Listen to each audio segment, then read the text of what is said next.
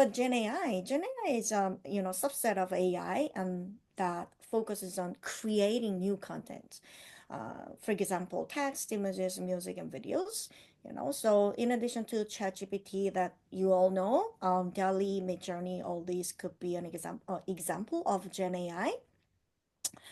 And then what is GenAI chatbots? So GenAI chatbots are really a specialized application of GenAI that uses large language models. We call them LLMs. And in addition to that, machine learning, natural language processing techniques are used to simulate human-like conversations.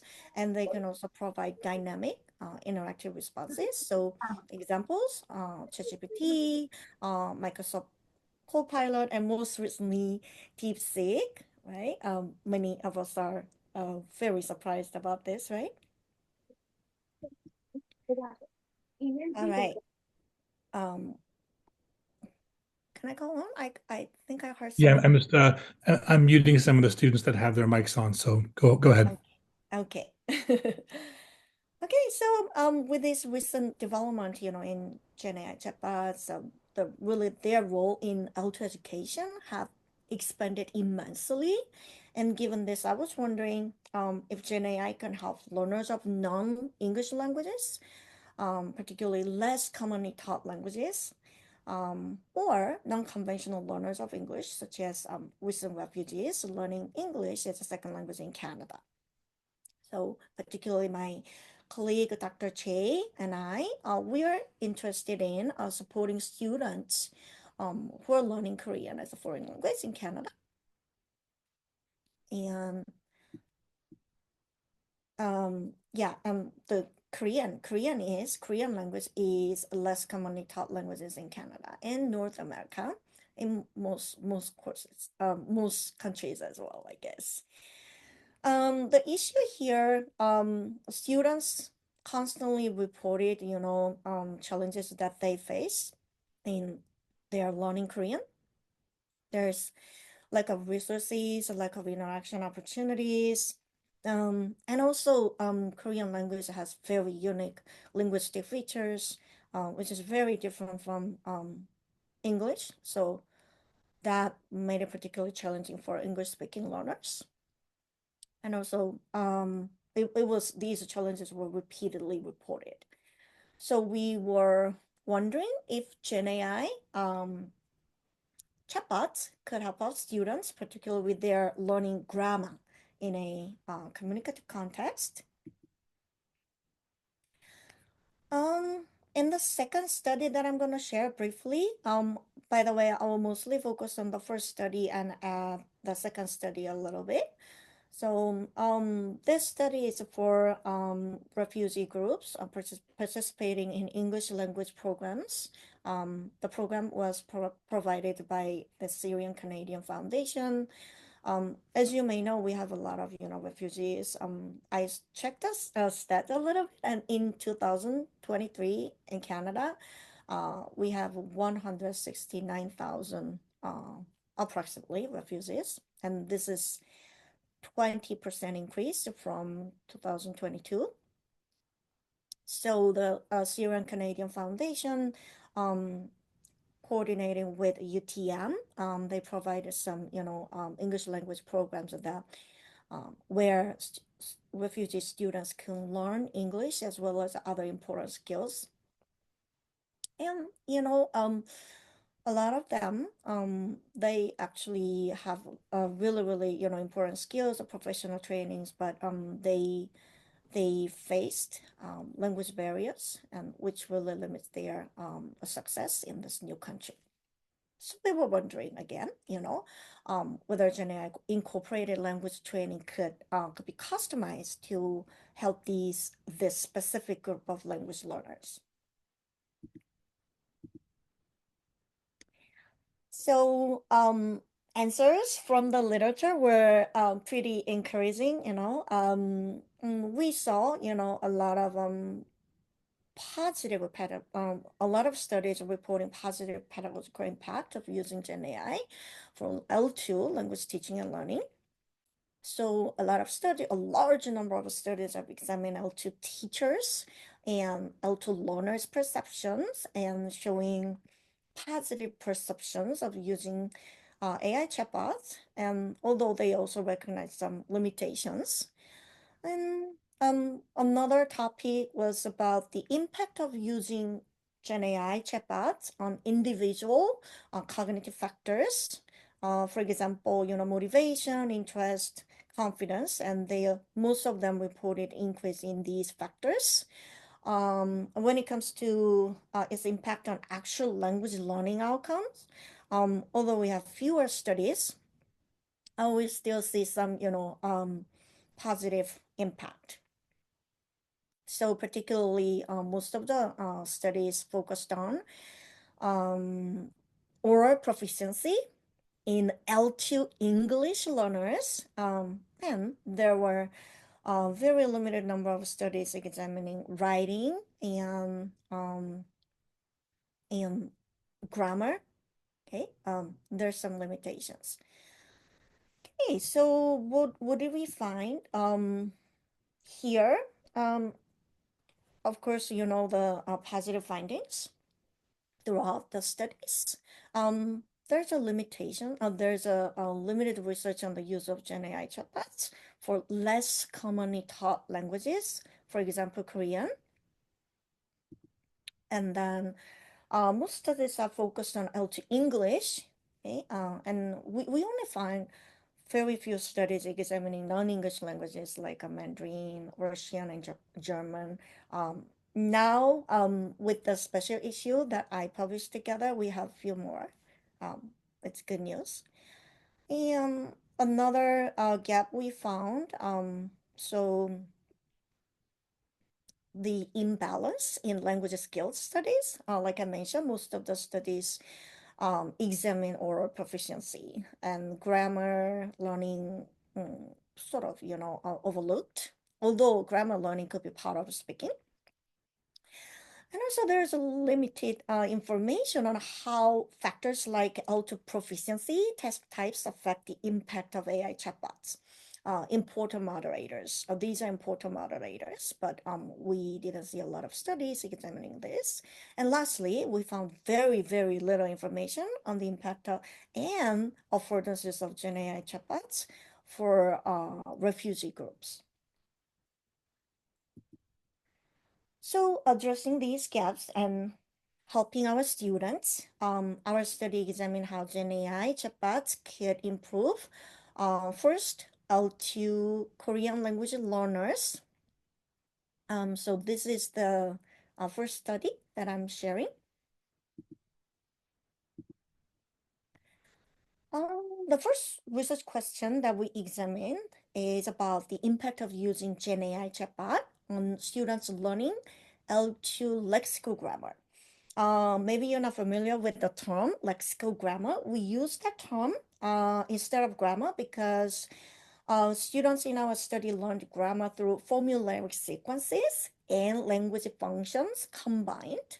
And the grammar explanation by the instructor sometimes precede or follow them.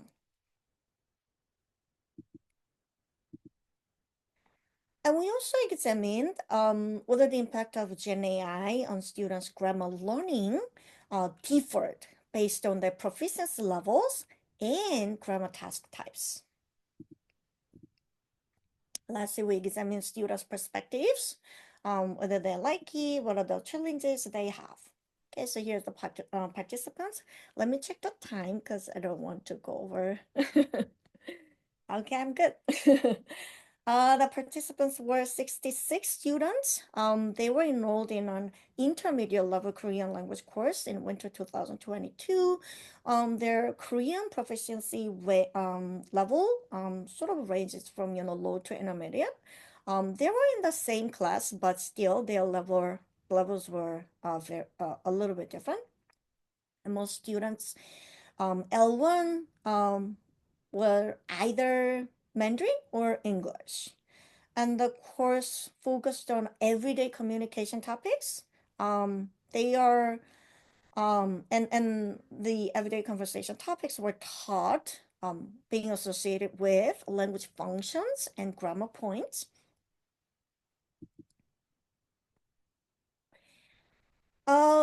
This study is a quasi-experimental mixed method approach. This is the way we analyze the data. Um, instead of participants, instead of participants, different grammar points were we take different grammar points as the experimental and control groups in our study.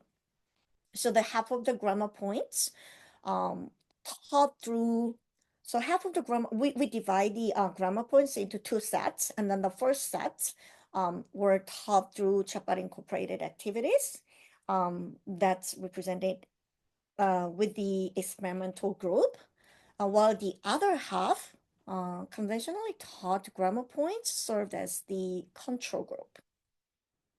So based on the analysis of previous exams, because this is not the only sections, we had a lot of previous sections. So we analyzed the data and we make sure the item difficulty distribution and means were comparable overall. And then here's the procedure of our study. I won't go into too much details, but I just want to really emphasize the importance of choosing the right AI chatbot for your course, for your group of students and their needs. And our intervention started by picking the right AI chatbot. That being said, so we looked at factors like how well it performed in Korean, not in English, because this is L2 Korean language course, and how easy it was to use, whether it offered culture enrichment.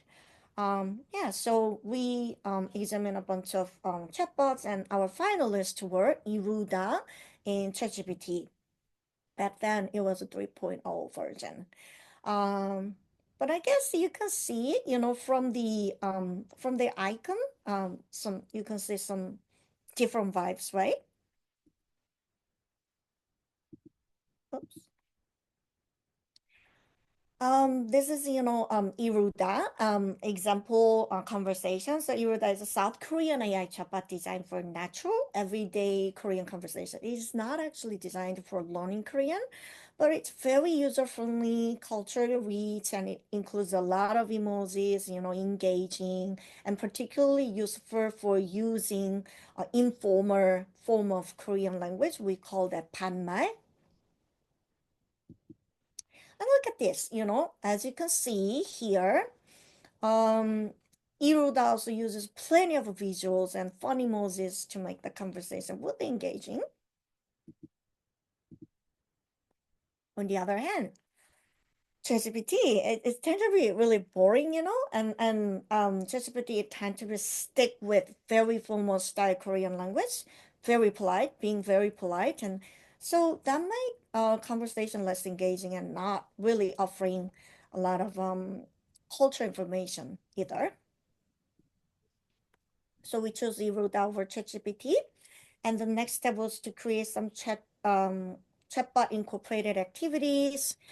These all were communicative tasks, like, students interviewing Iruda to complete a task, for example. So to do this, they had to use the target grammar that we provided and language functions appropriately and repeatedly. After the conversations with Iruda, the teacher provide class-wide feedback or invited for discussion, one-on-one discussion, group discussion, different types of discussions. Um, I can show you some example activities later if we have time. Hey, and then, later we also revised our activities a few times. So how did we measure the impact of Iruda incorporated activities on students' grammar learning? Each grammar point was tested using selected response tasks, basically multiple choice tasks, for grammar knowledge. This is for grammar knowledge. And the other type is called constructed response tasks. For example, sentence completion and sentence composition.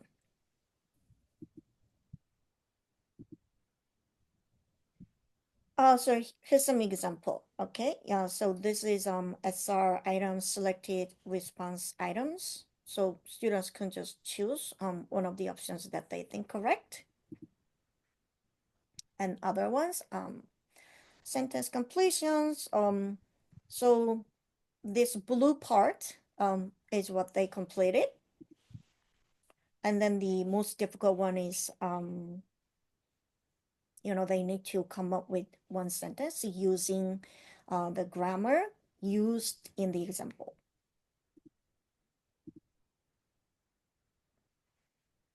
And as for measuring existing auto proficiency level, we use the scores from the achievement test in the beginning and low intermediate level course.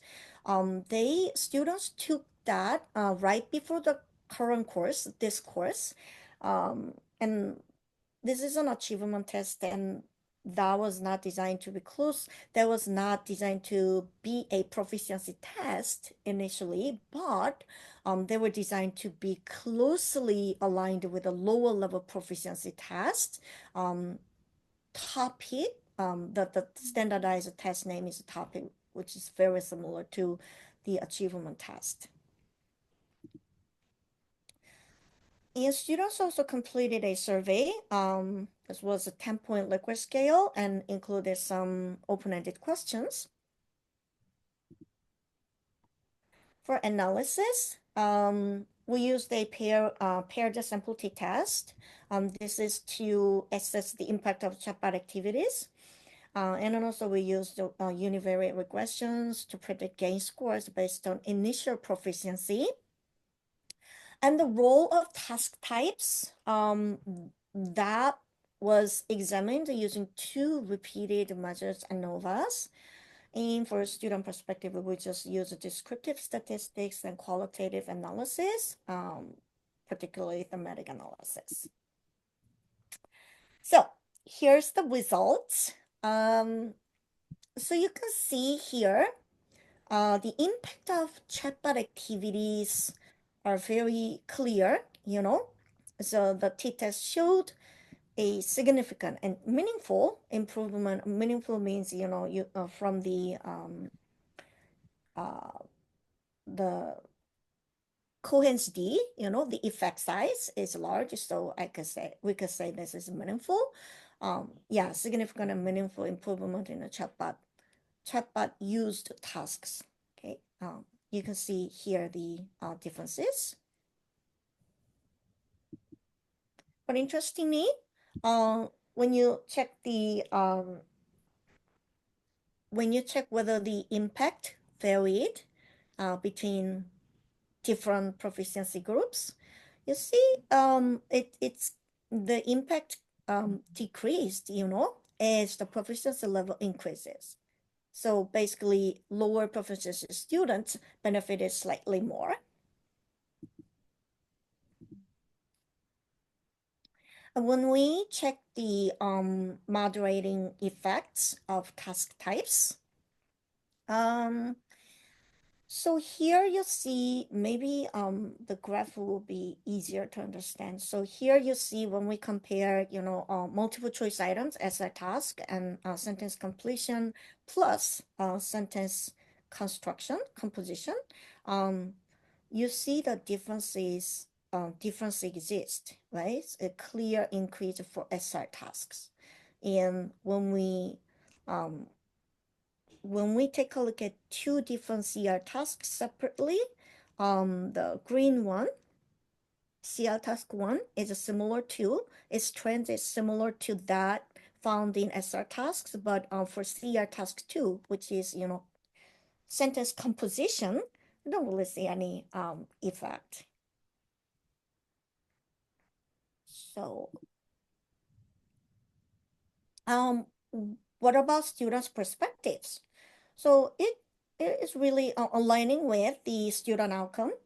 Most of the students found the chatbot very easy to navigate, useful for their vocabulary and course content.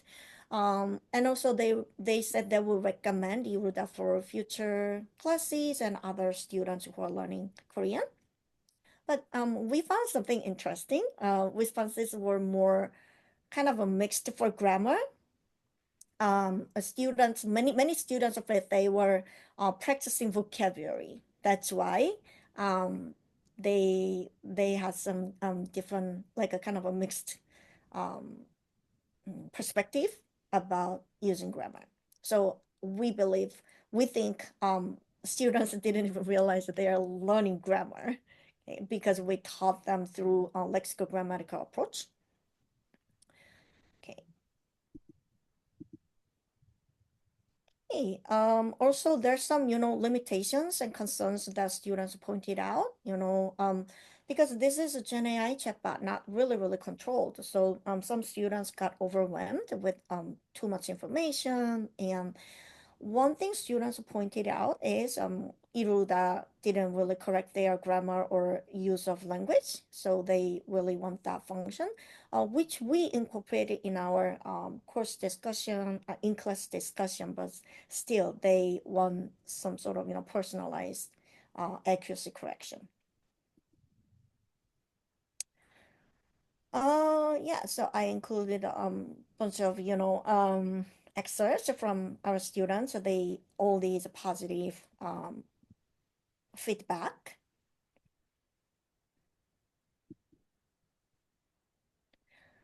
So, in conclusion for this first study, I would say chatbot activities were very useful for improving students' L2 Korean grammar learning, which is a less commonly taught language in Canada and many other places. And the impact was different depending on the proficiency and task types. And also learners' experience was generally positive, okay? But also students were able to find some limitations. So overall, these findings, um, we believe suggest that chatbot activities can be pretty good, effective tools for differentiating instruction and also improving equity in language learning. So when we think about the differences between, low and high proficiency groups, um, if you are a good language learner, maybe you don't even need to chatbot. You will learn finding a lot of different sources. But when you are a low proficiency language learner, there may be one reason might be lack of motivation, lack of resources, lack of strategies that you can use, and chatbot using chatbot we can address these issues. Okay. There's some limitations, of course, to this study. We need to think about a wider range of proficiency levels. When we include advanced level, maybe the results will be different. And also, we plan to check actual interaction, students' interaction with ChatGPT and analyze interaction patterns that could be useful. And other some methodological concern maybe you can think of, because students might have practiced conventionally taught grammar points with iruda too. We can't really stop them doing that, although we statistically created tasks. That's one thing. And but impact on grammar learning in other areas might be different, right? Also related to different task types. Again, it could be different. And AI literacy development and autonomous learning evidence. We found some evidence related to AI literacy development and autonomous learning through these activities, although we didn't really teach them. So this is a good thing. So maybe we can examine this for future studies. Okay, let me check the time. All right, so Jeff told me to use 30 minutes, so I'll try to um, introduce the second study for about 5 minutes, and if you have any questions, I will elaborate them later. You can take So, more time if you like. Don't rush it if you do. Okay. Yeah, so the other study, we use the ChatGPT for this. Okay, we use the ChatGPT, and this is for teaching English, but important part is we use this activity to help refugees in Canada, and this is again a mixed method, a quiz experimental study. So we asked two different questions. So first, the impact of Gen AI integrated tasks. So to what extent to do AI integrated tasks, specifically ChatGPT integrated language learning tasks, enhance the students' L2 English speaking skills? That's what we asked. And second question, we examined learner perspectives. So initially in the program, we had 87 newcomers. They're from, their ages varied.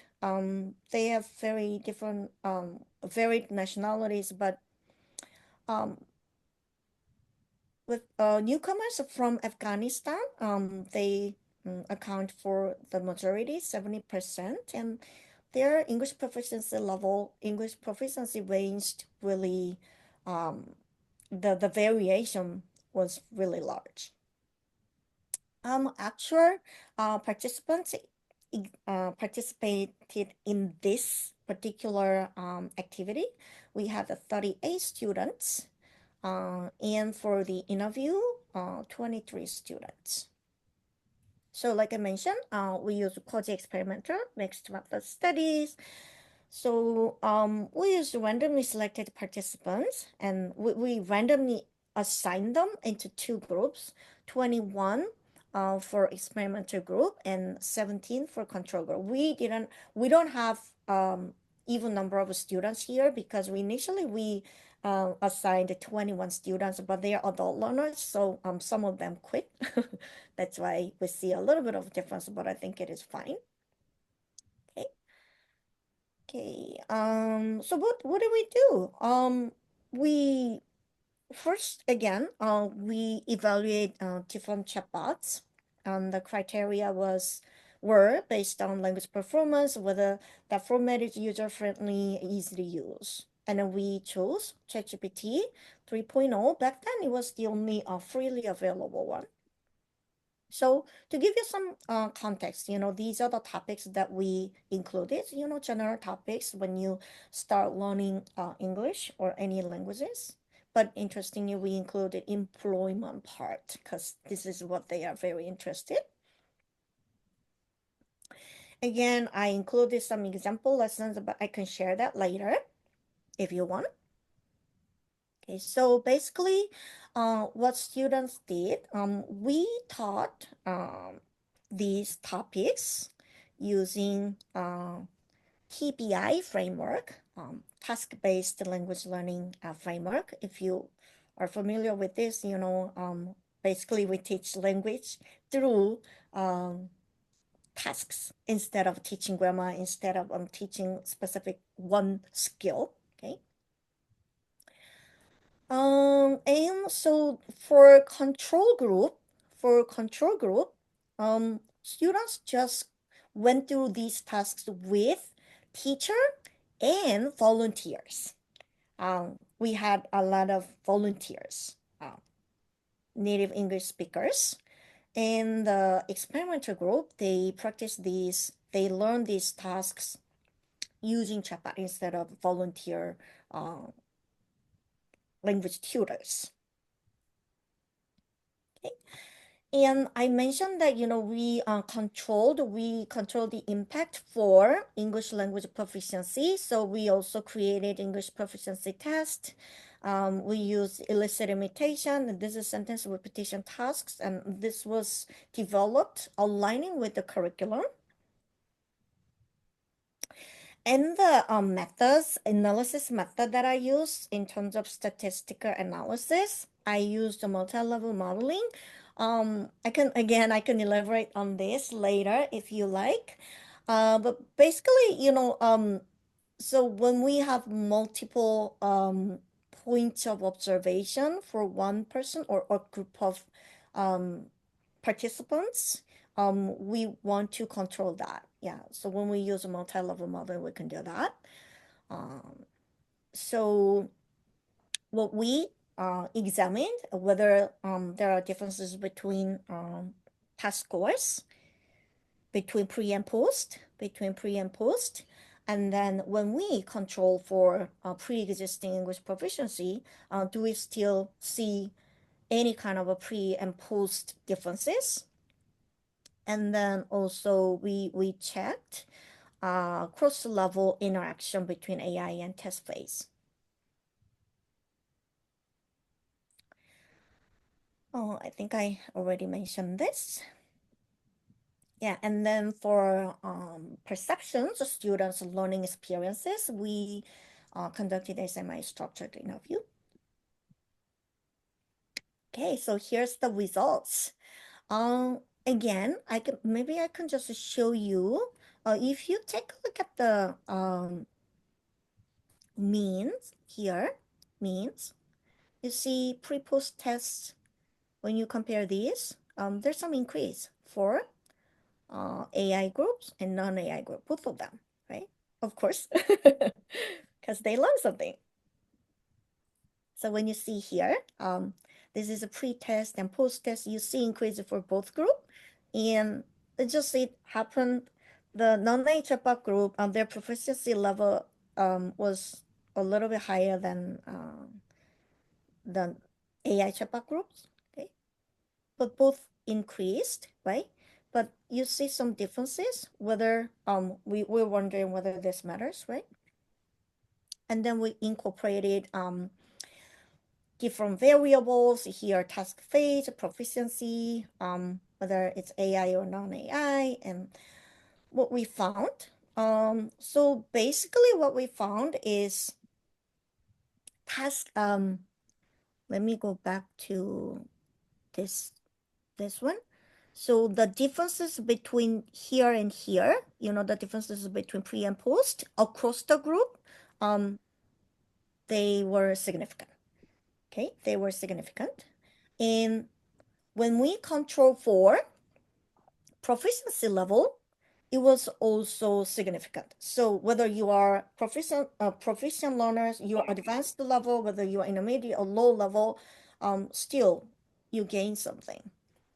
However, the differences between the chatbot group and non-chatbot group was not significant. Maybe you can think this way, okay, so chatbot activity is not helpful. Well, actually, no, because in this particular experiment, non-control group, they were in a really, really ideal situation, well, where they learn, they listen to the lecture from one very experienced lecturer, teacher, and then for their group activity, they have volunteer, native speaking, very enthusiastic volunteer teachers, right? Chatbot group didn't have that. So what this means is that we think, and I interpret this way, the use of chatbot could be as effective as using native speaker tutors. Isn't it a good news? Because hiring native speaking tutors costs a lot of money, and they are not available in everywhere, right? Okay, so here you can see the summary um, perspectives. We found a lot of interesting anecdotes related to their perspectives and learning experiences. Generally, really good. They like that. Um, Back then, it was a really innovative approach because not many people were familiar with ChatGPT and any other Gen AI products. So we analyze them and categorize them. You see here, most of the participants mention the effectiveness and affordances of using ChatGPT as language assistance, but they also mention, their uses for everyday assistance. And they particularly complimented the fact that ChatGPT was very interactive, accessible, engaging, and it could provide tailored feedback. Because when you ask ChatGPT whether this is correct or wrong, what can I use instead of this word? Instead of good, what can I use? What are the differences between fabulous and amazing, something like that. So they use ChatGPT for a lot of different, language uses. And then also here you see it's available 24/7. So they are in L2 setting and language due to the language barrier, they can't really reach their full potential, even though they're despite their professional skills that they obtained in their home countries. So they wanted to talk with ChatGPT. They wanted to get some information. Yeah, so this one is related to interactive learning and other uses, especially accessibility. And here again, you see comments from our participants about the usefulness of real life language practices. Now it's my friend, it says. They said. Yes, so I think so this Gen AI implemented task, particularly within the task-based language teaching and learning framework, improved oral English proficiency. And the effect was good as the tasks assisted by human tutors and generally good perspectives. And we noticed that this particular group of learners, adult learners, they use ChatGPT, this Gen AI tool, for many different purposes for their lives. There's some limitation, of course. Sample size is a bit too small, I believe. Proficiency was still limited, although varied. In the We conducted this research for about 8 weeks because the program was 8 week long. So we can expand that later. So what did I found? What did I find from these two studies? Um, Gen AI tools could be effective for language learning, particularly for less commonly taught languages, where students have fewer resources and fewer interaction opportunities. And for specifically non-conventional learners as well. And we also found very interesting points related to proficiency and equity considerations, right? It is accessible, but at the same time, especially it was useful for students with lower proficiency level for Korean language learning context. In learners' perspectives and engagement from their interview results, mostly positive, but they have very specific needs. So when we choose chatbot for a specific group of our students and learning context, we need to think about this. So overall, it showed a strong potential for differentiated instruction, considering the proficiency differences in diverse language learning contexts, including less commonly taught languages, and diverse learners, including refugee learners. Yeah, this is all from me that I prepared. There's some selective references. Hey, have any questions?